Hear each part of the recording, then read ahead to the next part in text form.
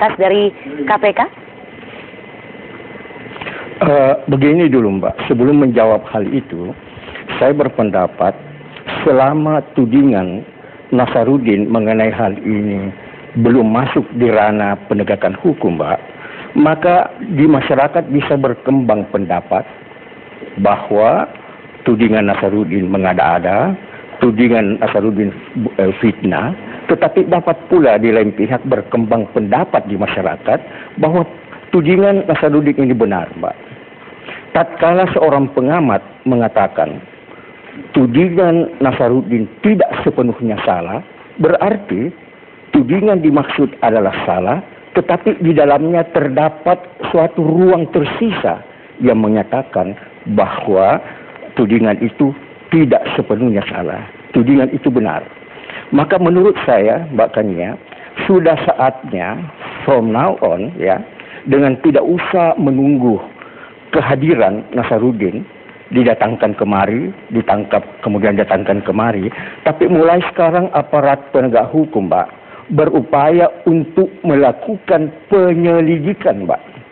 Penyelidikan itu artinya lead Mbak, bukan penyidikan.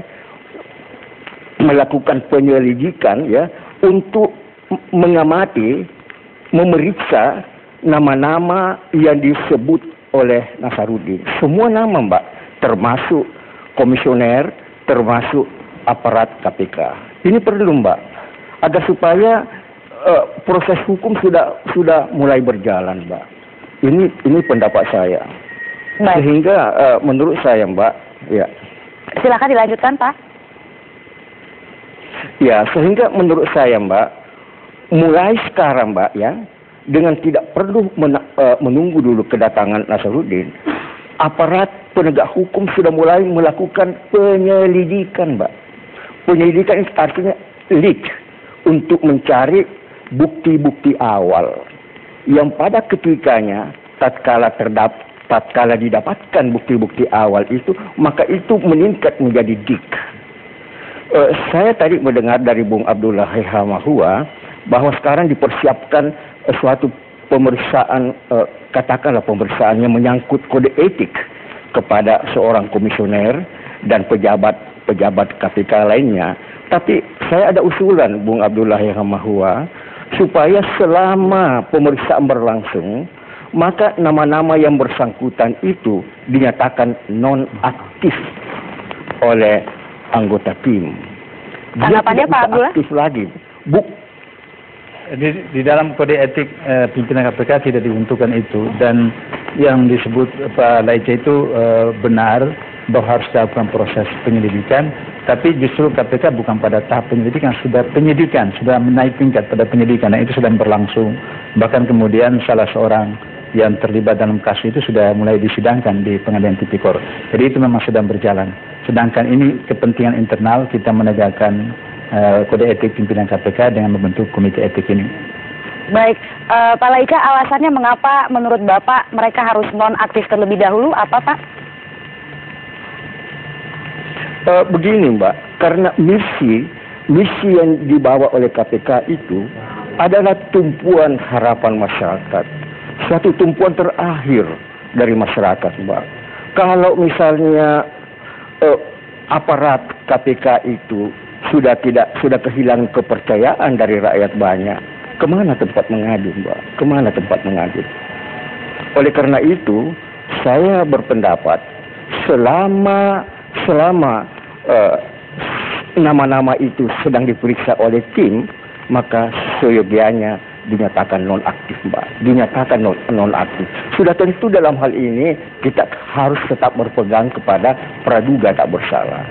Tetapi bagi saya ingin mengusulkan lebih jauh Mbak, supaya from now on, mulai saat ini, aparat penegak hukum Mbak, apakah kejaksaan atau kepolisian, sudah mulai melakukan penyelidikan. Bukan penyidikan loh Mbak, penyelidikan, leak istilah hukumnya, bukan dik. Kalau sudah mendapatkan bukti awal, meningkat jadi dik. Terima kasih Mbak.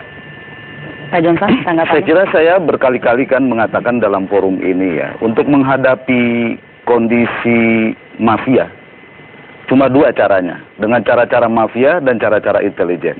cara mafia yang ditunjukkan oleh Nasaruddin ini efektif ternyata. Efektif kan? Efektifnya? Efektif artinya lihat saja responnya dan terbuka ya. Sebagai anggota mafia yang sekarang ini berada di luar sendirian gitu ya, melawan para mafia dan dikeroyok oleh para mafia yang lain gitu ya. Dia efektif ternyata. Tapi harus ditanggapi serius atau tidak? Harus ditanggapi serius. Menurut saya memang ada dua hal yang harus dilakukan. Saya setuju dengan Pak Laica. Satu soal etik, dua soal hukum. Dan saya berharap sebenarnya Pak Nasaruddin menunjuk aparat penegak hukum dalam hal ini pengacara untuk membantu dia agar lawan mafia yang lain ini tidak sembarangan ngomong seolah-olah dialah yang paling bersih, paling suci. Padahal dengan mereka muncul di publik dengan mengatakan dia paling bersih, seluruh kewibawaan institusi penegak hukum kita, terutama yang menyangkut pemberantasan korupsi, rontok, hancur. Yang Anda maksud secara spesifik? Terutama KPK. Jadi KPK saya mau katakan sekarang dengan secara jelas, dia lelet permanen itu memang sistematik dan komisi ini bisa menjadi komisi perlindungan kekuasaan akhirnya yang sekarang ini terjadi, yang diperlihatkan kepada kita semua.